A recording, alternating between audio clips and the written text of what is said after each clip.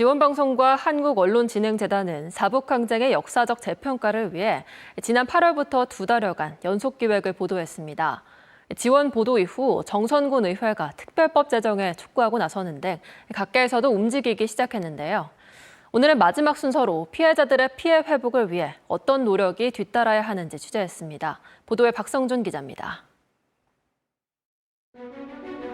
1980년 사북을 떠올리는 단어로 사건과 항쟁이 혼용되고 있습니다. 당시 유신 체제에 억눌렸던 노동운동이 분출하면서 발발한 대표적인 민주항쟁이지만 계엄군과 언론에 의해 난동과 폭동으로 이미지가 조작된 후 부정적인 역사로 인식돼 왔습니다. 때문에 사건의 규모와 의미에 비해 명확한 진상규명이 이루어지지 못했습니다. 지난 2008년 진실화해위원회가 국가 사과를 권고했지만 정부는 여전히 침묵하고 있습니다. 개별적인 피해 구제만으로는 온전한 어떤 이 피해 회복이 안 됩니다. 전체적으로 국가적 차원에서 사과를 하고 당시 계엄사 수사단에 불법 연행되거나 구금된 광부와 가족은 최소 200여 명. 이 중 81명이 계엄법 위반 혐의 등으로 구속됐지만 최종적으로 28명만 재판에 넘겨져 실형을 선고받았습니다.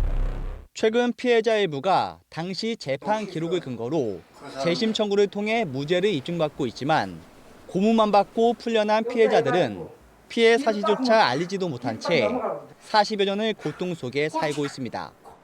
최근 실시한 피해 실태 조사를 보더라도 피해자 75.9%가 분노와 불안 등 극심한 트라우마를 호소하고 있는 것으로 나타났습니다.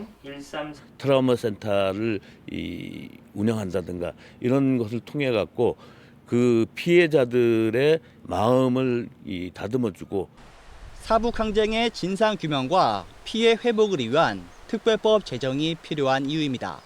현행 민주화보상법은 헌법에 보장된 국민의 기본권을 침해한 권위주의적인 통치에 한거해 국민의 자유와 권리를 회복 신장시킨 활동으로 정의하고 있습니다. 사북항쟁은 노노 분쟁으로 시작됐지만 탄광 운영의 실질적 주체는 국가였고 국가폭력에 저항한 사례인 만큼 민주항쟁으로 재평가받아야 한다는 목소리가 거셉니다.